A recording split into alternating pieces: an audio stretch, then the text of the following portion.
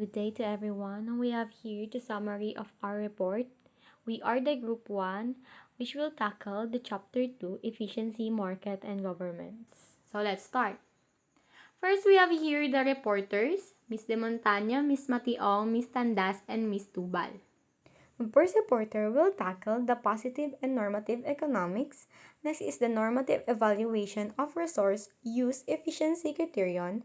And lastly, the marginal condition for efficiency. Now, let's start the report. We have here first to tackle the positive economics. Positive economics. Positive theory attempts to be objective, making no supposition about what is good or bad or what should be accomplished. It means it has nothing to suggest about facts. There is no value judgment in the statement. Also, positive economic, it merely formulates hypotheses of the it and then variety that can be checked against facts. Take note, positive statement is the something that it doesn't necessarily have to be true, but it's something that can be tested. We're done in the positive economics. Now we have here the normative economics. Normative economics is based on a value judgment about what is desirable or what should be done to achieve the desired outcome. Normative economics is a question of what should be. It's futuristic. It's something that what should have been or what should be done for the better performance of the economy. This is what dealing normative. Normative economics is not testable. It is based on someone's opinion or subjective value judgment. Because normative economics is based on underlying values, this approach, unlike a positive approach, is not objective. Normative economics is a subjective. Take note, normative economics is a moral or opinion and can't really be tested. We have here the next topic, which is normative evaluation of resource use efficiency criterion. Efficiency criterion is something na nagigets mo sa target or goal in just a period of time with less effort at the same time hindi ka nakaka-harm ng iba. It is also developed by Italian economist Vilfredo Pareto in 1848 to 1923. It is often rendered to the criterion of Pareto optimality. Efficiency is a producing a desired result with a minimum of effort or expense. An important aspect of efficiency is freedom to engage the mutually adventurous exchange. The best example here is the swapping of phone.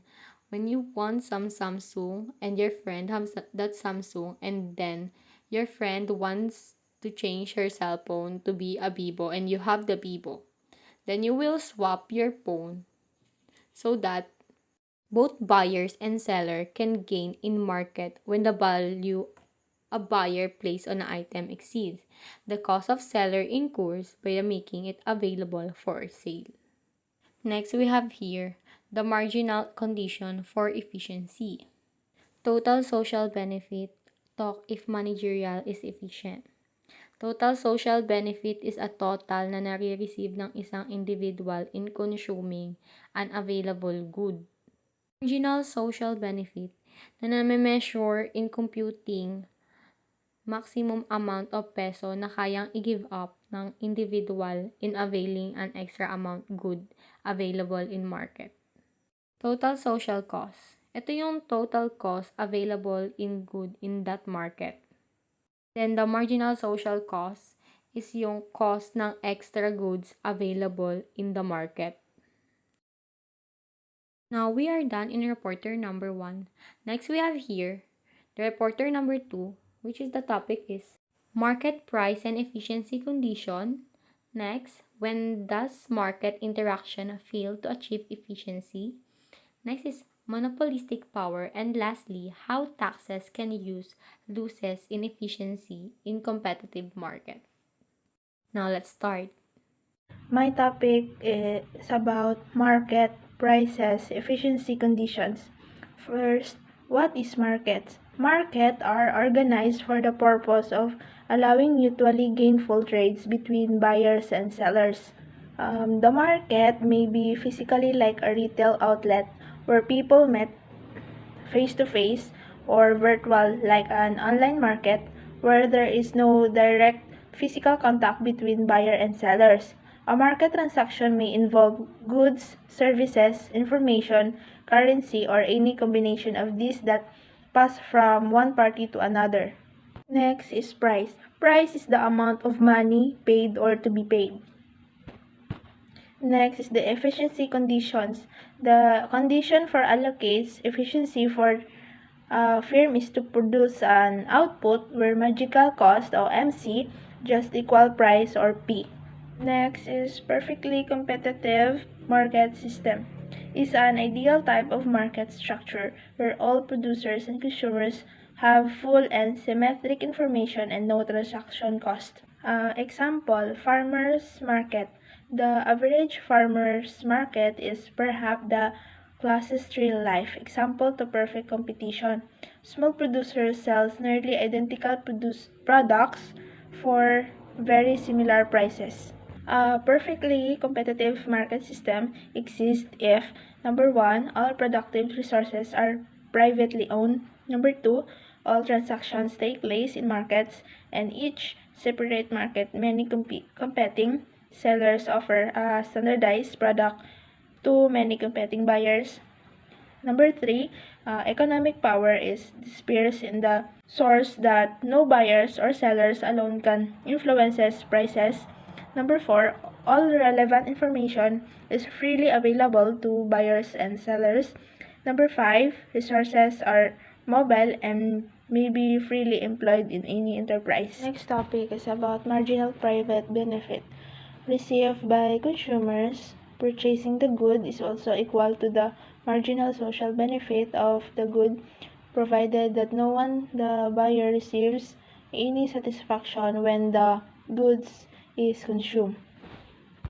The marginal private benefit, which means the increase in benefit obtained from consumption or production of one additional unit received by the entity consuming or producing the product.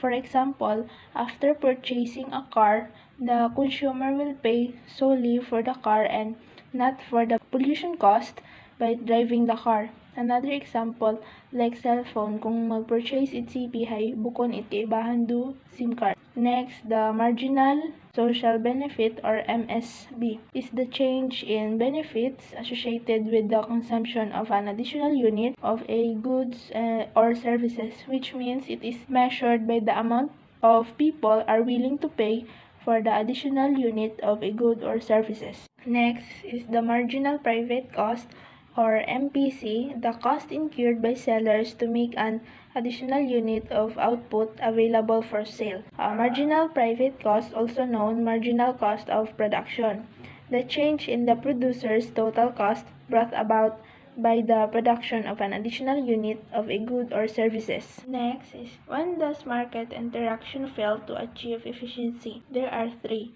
First is monopoly, second is taxes, third is subsidies. Next topic is monopolistic power. It refers to a firm's ability to charge a price higher than its marginal cost. Happen when there is only one seller in market. Monopolistic power, in Greek word mono, which means one, and polist, which means is a seller.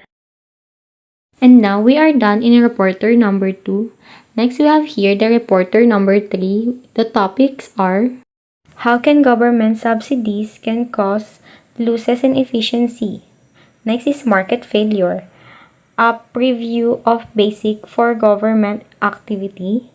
Next is equity versus efficiency. And lastly, the trade-off between efficiency and equity, a graphic analysis. Now, let's start. So for the topic, how government subsidies can cause losses in efficiency. When you say subsidies, these are the transfer payment of the government given to those farmers.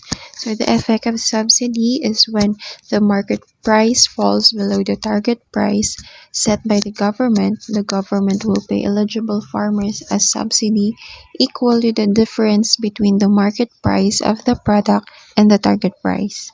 Next one is the market failure, a preview of the basis for government activity. When you say market failure, it is to make goods and services to available in cases for which the marginal social benefits for the goods outweigh the marginal social cost of those goods or services, often results in demands for government actions. So, there are 5 forms used as basis for recommending government intervention in the markets or government provision of services, and the following are: first, exercise of monopoly power in markets. Second is the effects of market transaction on third parties other than buyers and seller. Third one is lack of a market for a good with a marginal social benefits that exceeds in marginal social cost. Fourth, incomplete information. And lastly, economic stabilization. So these 5 bases are needed in result to achieve efficient outcomes. So next topic is the equity versus efficiency. When we say equity focuses on the perceived fairness of an outcome, the efficiency it is producing a desired result with a minimum of effort or expense, and both of them are criteria needed used to evaluate resource allocation. So for my last topic, the trade-off between equity and efficiency. It is the trading between the improvements in efficiency and the distortion of the welfare, which can be presented in a utility possibility curve. So utility possibility curve helps to equate the maximum attainable level of well-being or utility for any one individual given the utility level of other individuals in the economy, their taste, resource availability, and technology. We're done in reporter number 3. And lastly, our reporter number 4 will have the topic of tax system and the birth rate, an example of positive economics analysis. Next is the trade-off between equity and efficiency in the system of competitive market. The third one is the agricultural subsidies, international trades, restriction, and global efficiency. And lastly, the positive analysis trade-off between equity and efficiency. Now, let's start. The tax system and the birth rate, it means the annual reduction of taxes or subsidy based on the income of the family. The difference, if you are belong to the low-income family, gets little benefit from the personal exception. And if the high-income individuals, the benefits of personal exception also praise, these are under the current law. Next, in the trade-off between equity and efficiency in the system of competitive markets, we must remember that trade-off is where one thing increases and the other must decreases, and the competitive markets is one where there are numerous producers that compete with one another in hopes to provide goods and services. We also remember that the trade-off in competitive markets well through money. In market system, they caters to those with the ability to pay, which depends on earnings. Next is positive analysis, is the study of how the economy works with the objective representation of what has occurred, what is happening, or what is expected to happen.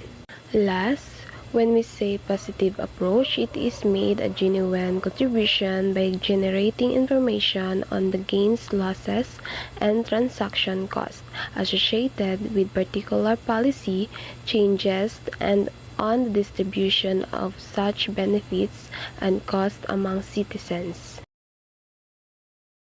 That's all for our summary. Thank you.